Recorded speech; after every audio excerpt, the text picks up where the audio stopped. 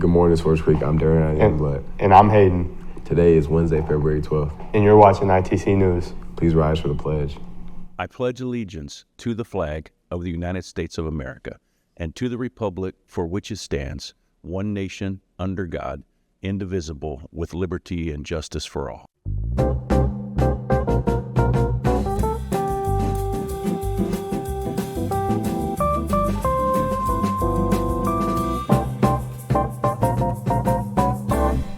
We also want to give a very special happy birthday to Miss Boggs. Have a wonderful day.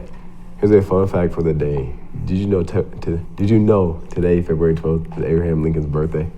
Abe Lincoln's nickname, Honest Abe, is fitting and appropriate. In the closed readings of his letters and speeches, and in the historian's perspective, Lincoln is upfront and candid in his statements. But at times, Honest Abe walks a fine line. There's a huge chance we won't be at school tomorrow to celebrate Valentine's Day. Here's ITC reporter Chloe with some holiday cheer. With Valentine's Day quickly coming up, we went to Swank Retirement Home to hear firsthand about a very special love story about John and Mona and what he did to keep her happy for their 72 years of marriage. Well, I was young, she was young. I used to go to a lot of parties with some of my school friends, but had really graduated. But anyway, I didn't have a girlfriend at the time, and we had some women were in the party. And I said, you know any girls I could call? And she opened up her billfold, and she had some pictures there of graduates. We went to the same school. I saw this picture. I said, well, I remember her from school. And so I think I'll call her. I called her right then. But she had a date. Anyway, we had another party coming up in 1 week, and the gal who had the picture was kind of a friend of my wife to be. Anyway, so when I talked to her on the phone and I told her about the party next week, she said okay. She said okay because not on me, because her friend was going to be there too. So anyway, that's how we met. Tell her that you love her every day.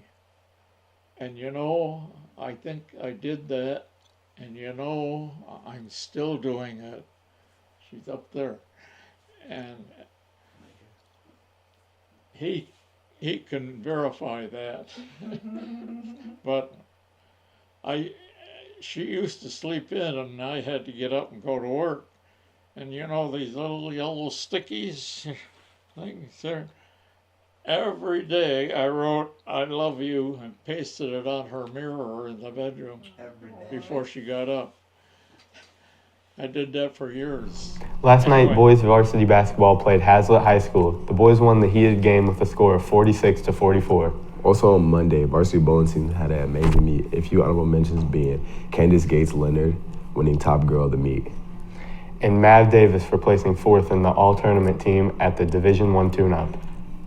Great job, Dragons.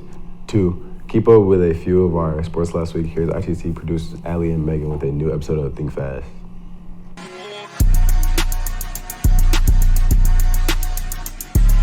Morning, Swartz Creek. Welcome to this week's episode of Think Fast. Only a few weeks of our winter sports are left, so let's see how some of our teams did.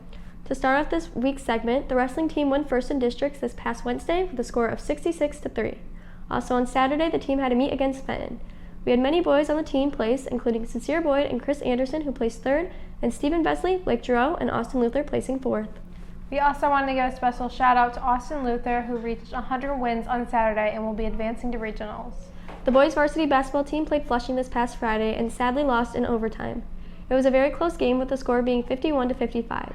Even though they lost, we had multiple boys do well, including Alex Miller and Cole Tewksbury, who both had 1 3-pointer, and Darian Youngblood, who had 2. Our boys hockey team played Tawas on Monday and won with the score of 12-4, with Logan Beckwith making 1 goal and 8 assists. Jackson Pepperton had 2 assists, while Connor Combs had 2 goals. They also played a game against Bay City and won with a score of 4-1. During the game, Logan Beckwith made 2 goals and 2 assists. Our girls varsity bowling team had an outstanding performance at the Division I tune-up at Grand Blanc Lanes. Cadence Gates Leonard placed first at the tournament, Christiana Mata got second, and Allison Temple placed seventh. Congratulations to all our bowlers who participated last weekend. The competitive cheer team took to the mats at Flushing High School for their meet this past Wednesday. They placed second overall against some tough teams. They also went to the North American Spirit Comp on Saturday, and not only did they get first place, they won Genesee County Championship and Grand Championship with the highest score of the entire event. That wraps up this week's segment of Think Fast. Congratulations to everyone who participated in the sport event, and thanks for tuning in and keeping up with all things sports here in Creek. Don't forget to join us next week for more quick updates and exciting highlights. Until then, stay active and keep thinking fast, Dragons.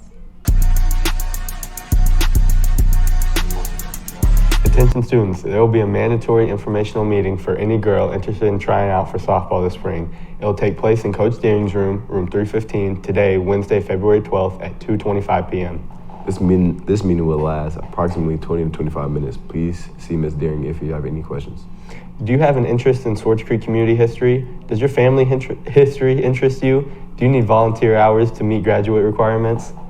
The Swartz Creek Historical Society is looking for people to join the organization. We need help with preservation, research, archiving, cleaning, and moving. We would love to hear from you. We have meetings on the second Wednesday of each month held at Swartz Creek City Hall, 8100 Civic Drive. Start time is 7 p.m. If you desire more information on our organizations, please call David or Lisa Spillane at 810-635-7439. As you sign up for your future classes, you may want to take construction trade as one of your electives. Here's Mr. Fuller with a look into the class. That's all we have for you today, Creek. Have a wacky Wednesday.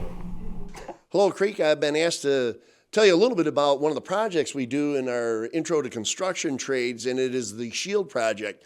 Mr. Lawrencell and I both teach the course, and we both do that same project. What it is, the students get a chance to research their family, look at what maybe their last name is, and if there's any kind of a coat of arms, and then they get to design a shield. They go ahead, assemble the shield, use various tools in the shop to make whatever shape they would like. They got quite a few different shapes to choose from.